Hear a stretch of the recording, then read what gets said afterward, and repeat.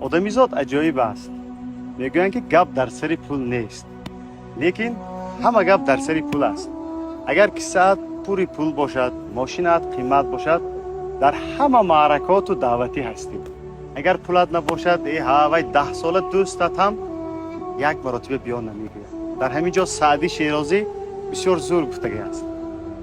ای خواجه چرا از این جهان بیخبری؟ روزان و شبان در طلب سیم و زری. سرمایه تو در این جهان یک کفن است، آن هم به گمان است که بری یا نبری. آدمیزاد عجایب است. میگویند که گپ در سر پول نیست، لیکن همه گپ در سر پول است.